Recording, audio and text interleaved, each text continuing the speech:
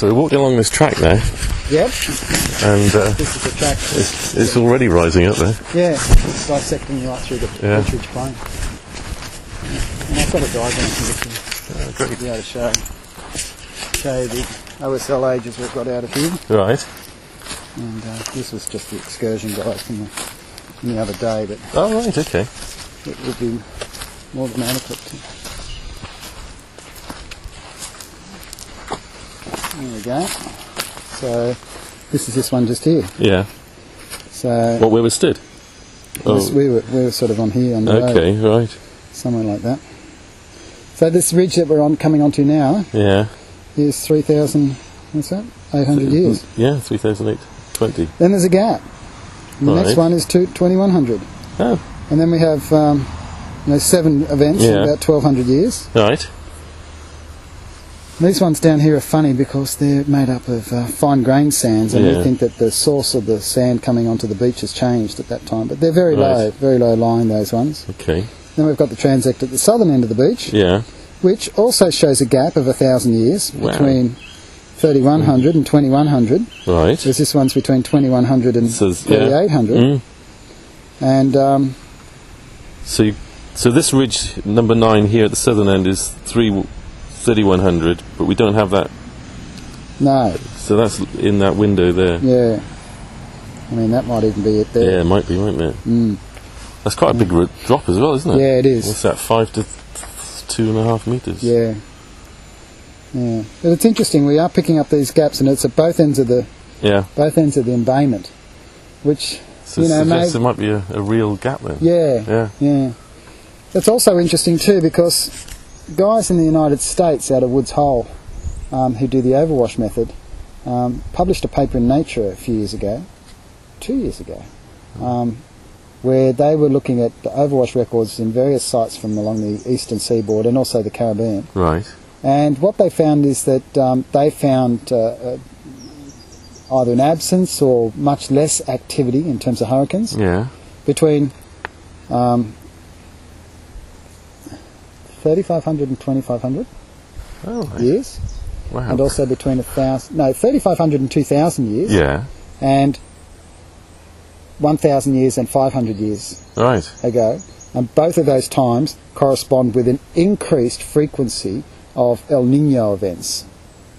So Right. the eastern seaboard of the States, in terms of the West Atlantic Ocean, Yeah. responds to an El Nino like the West Pacific does. Okay. So Right. they're both western sides of the Yes, ocean yeah, basin. Yeah. And therefore they get less hurricane activity normally in an El Nino year in the Atlantic, Western Atlantic, and Right. we do in the Western Pacific, Wow. against the abutted against the Australian Yeah. continent, Yeah. as opposed to the Central Pacific. So I'm starting to wonder if we're not starting to see similar things. It's very early days. Goodness me. So the same thing in the Western Atlantic as the Western Pacific? Maybe. That's incredible. Very early days.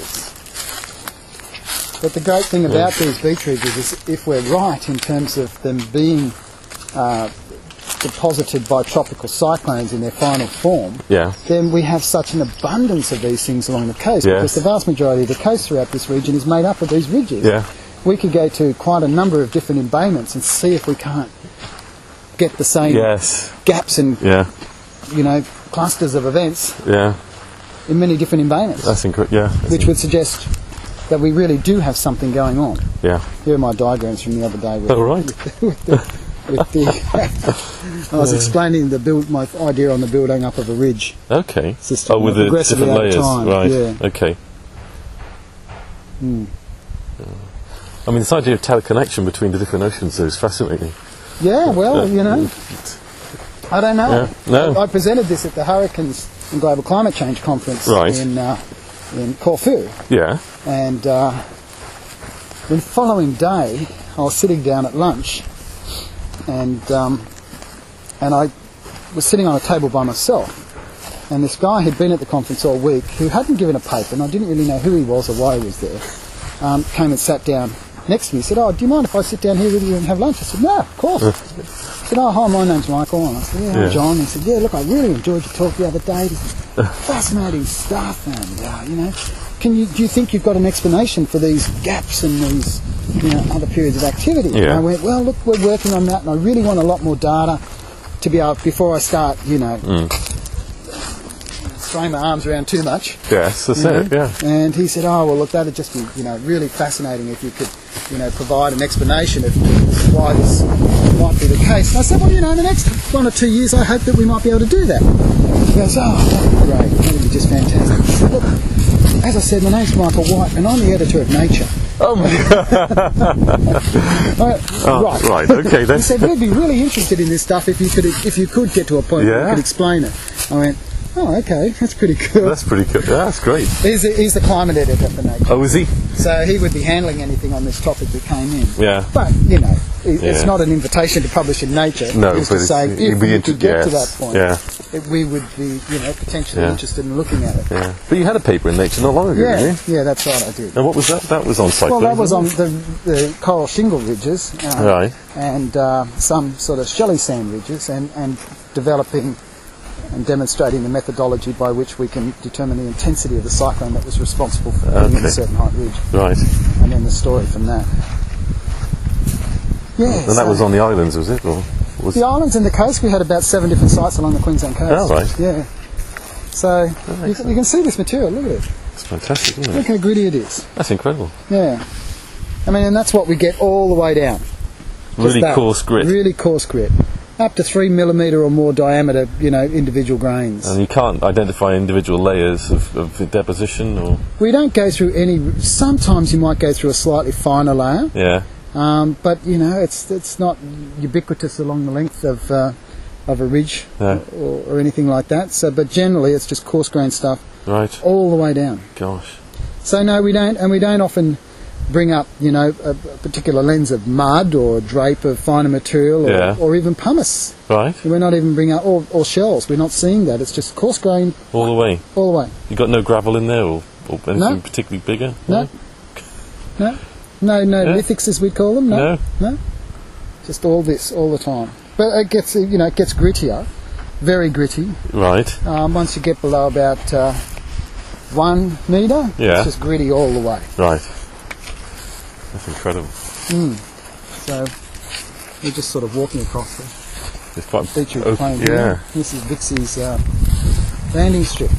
His landing strip? Oh, really? Yeah. So this is all his land through here. Okay. So that was a creek in there that's following... That's a creek, yeah. That's a creek that's following one of the swales in it. Yeah. And so, normally that's full of water, actually. Yeah. There's only a puddle in there at the moment. Yeah, no, normally you have to walk across a tree, go falling down a tree to get across. Right. And it's always sort of a good balance. Yes. Well, these ridges are really clear. Yeah, they are. They're very, very clear. The Daintree River comes out just up beyond those trees up there. Right. And it drains to, obviously, the Daintree Valley. Yeah. It's an interesting valley because only 5% of the valley is actually cleared. Okay. So it's still, most of the valley is still in relatively pristine conditions, which is quite unusual for a valley along the east coast of Australia. Or anywhere. Yeah. And of course, it can get some tremendous rainfalls up there. Yes. It would be nothing to have 1,000 millimetres in a night. Right. That wouldn't. Wow. It's an unusual event, but still you could fully expect it to occur. Yeah. And would have occurred many times in the past. So, incredible. Quite big discharge. Yeah. Going through there. This is quite a big ridge in front of us. This is a big ridge. Yeah. It is.